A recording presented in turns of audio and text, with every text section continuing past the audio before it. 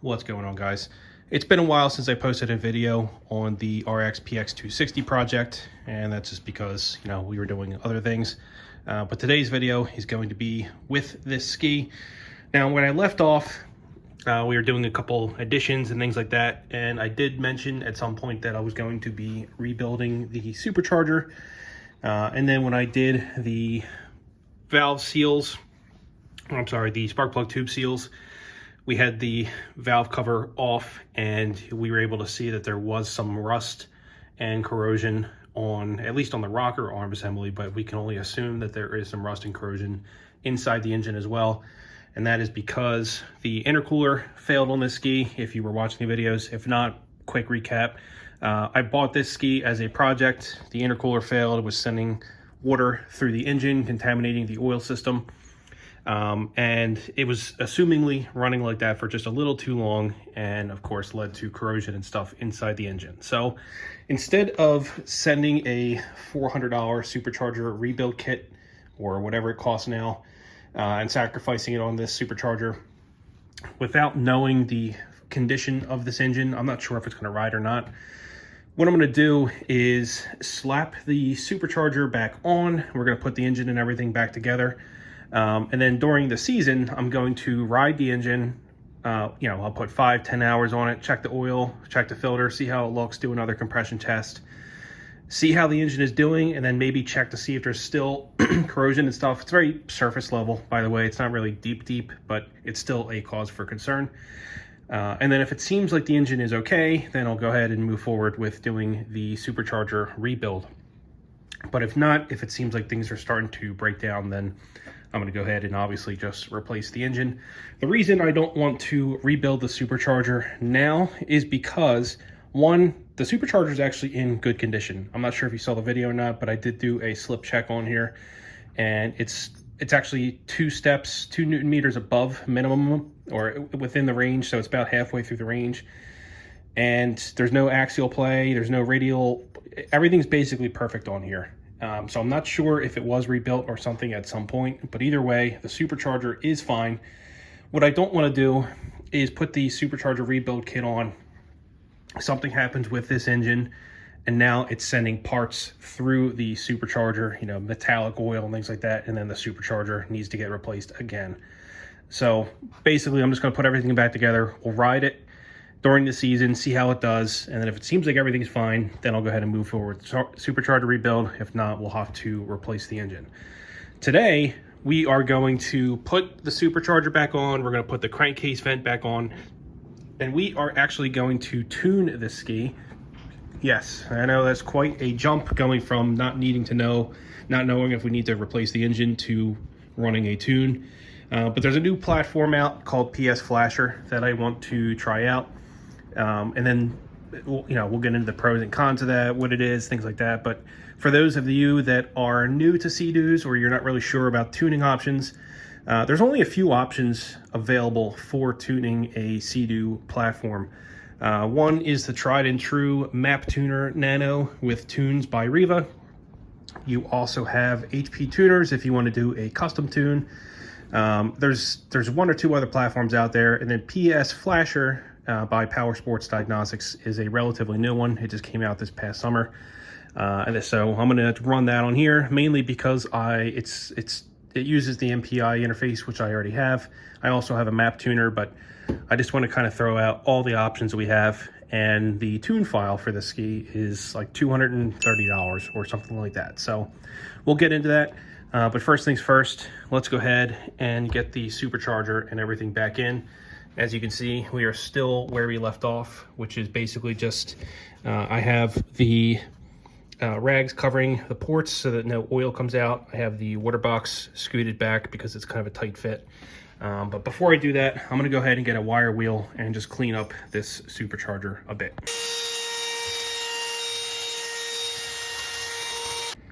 All right, it's not perfect, but it's definitely a lot smoother than it was, especially on the outside there. So this is good to go ahead and attach. We just need to go ahead and put some grease on the center section here so that it does not bind up. It's what it calls for in the instructions. So I'm gonna wipe this section off with a rag, and we'll put some fresh grease on.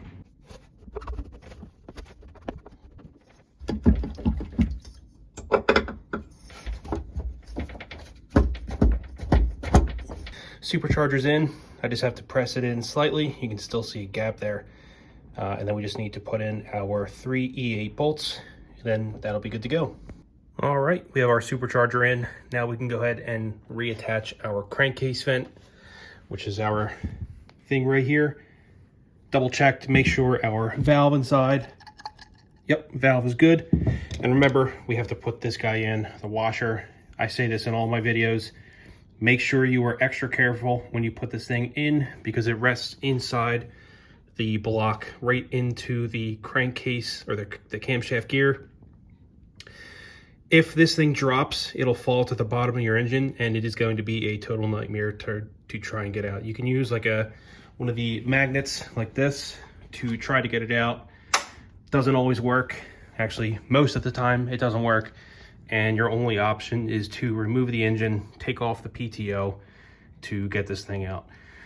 Sometimes I'll put a little bit of grease on the older skis because they don't have the tabs on the side to hold this in. So I'll put a little bit of grease on the back so that when I push it in, it'll kind of stay there.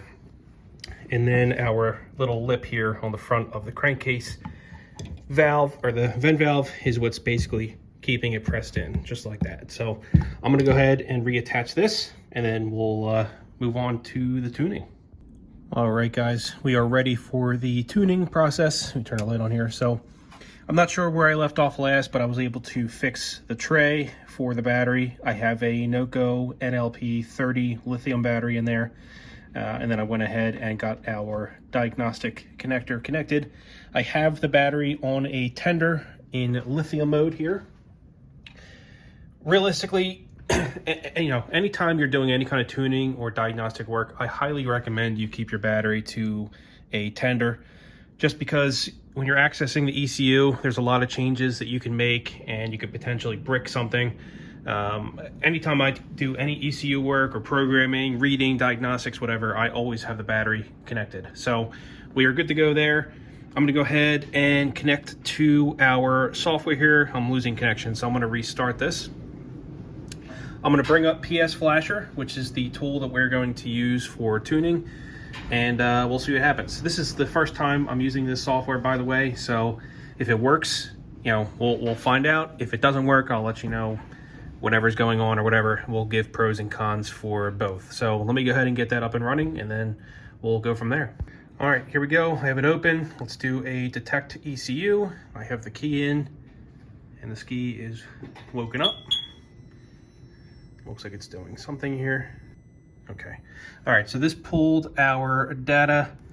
You see the owner, the original owner. I'll probably have to blur that out or something if I remember. But we can see everything else here is correct. It's actually running a 2011 firmware, so I assume that this was not tuned at any point. It's probably running the original. Everything is still correct in here. So we are gonna go over to Flash ECU,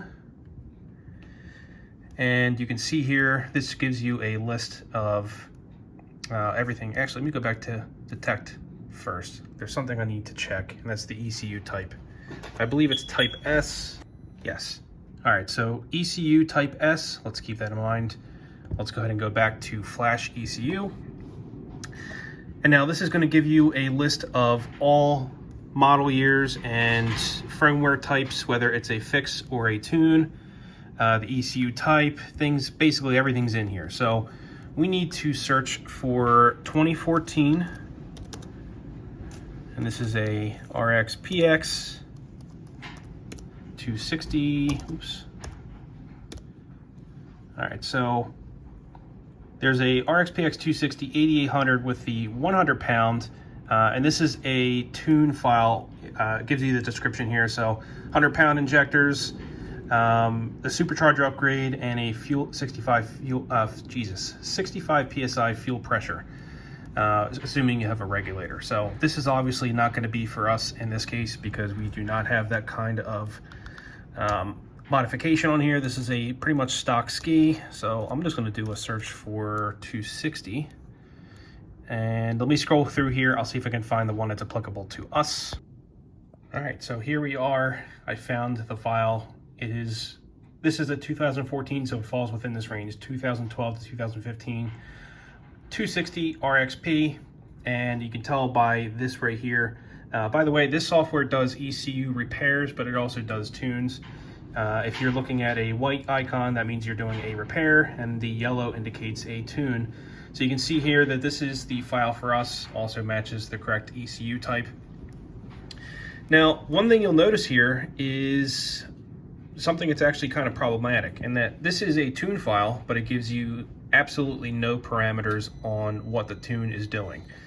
We don't know if this is for an upgraded supercharger. We don't know if it's for the change in fuel pressure, if it's running in bigger injectors, upgraded camshaft. We have no idea. And that's kind of where the pain point is for me on this software, because you don't know what you're actually tuning.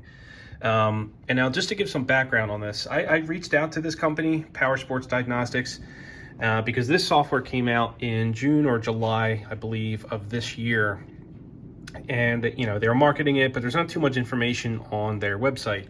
So I sent them an email basically asking, 1, how many credits do you need for each service? 2, how long is it good for? How can you find out what the tunes are doing? Look, we already timed out. So this software is kind of showing to be a pain in the ass. And we saw there's no details on the tune. So I'm not sure if I'm going to flash this ski or not. I may actually just flash it and then run the ski. We'll just see what happens. But without knowing what the details are, you're putting a lot of trust in yourself, really. I mean, if you're running this ski and you have the tune set to, it's going to try to target, you know, like a 14 AFR at wide open throttle at 8,800 RPM, and you're on a completely stock ski, first of all, 14 AFR is very, very lean. You're going to take the ski out, pin it full throttle, and you're going to blow the engine. So it's kind of a risk. I don't know why they market it as a tune, but there's no information on the tune whatsoever. Now, if you are running a map tuner, the Riva map tuner, every tune gives you information about what it's accomplishing. So it'll tell you what the target RPM is. It'll tell you what modifications you have to have, if any. For example, on my RXPX 325, I'm running the 8600 or 8700 RPM tune. I forget which one it is for the 325, and it gives you a list of modifications that you need to have to support that tune. This one here, it's a tuned file, but it's just giving you the year and the horsepower output, you know, the stock one, the stock output. So who knows what it's actually doing. So I'm going to open this back up, and then we'll go ahead and tune it and see what happens. All right, nothing like taking a risk. So here is that file. Let's go ahead and click on flash. We'll read the disclaimer, which of course doesn't tell you anything except for that you're doing this at your own risk. And we are flashing now. So the ECU is probably going to go through a couple reboot cycles, which means your cluster may give you some warning signs. We are erasing the ECU firmware there. Okay, we can see it is flashing the file now. All right, just an update. It's about 10 minutes later, and we are still through the flashing process, 61%, and the dash is, of course, going through its realm right now. All right, just finished. It's doing a ECU reset now. Looks like everything came back up. We still have the hours, 150 hours on there. And we go back here, it says the firmware was successfully applied. Go back to the main screen here. All right, so what I'm gonna do is disconnect our diagnostic connector, and we're gonna go ahead and fire up the ski and see if it even runs. Of course, I'm not gonna be able to do any test runs until spring. We're in the middle of winter right now, so I won't be able to tell how reliable the tune is. But let's go ahead and at least see if we can get to start up. All right, here we go. All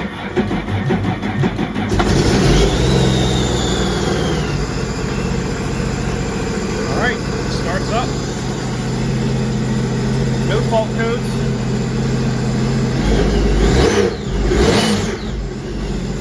Revs up.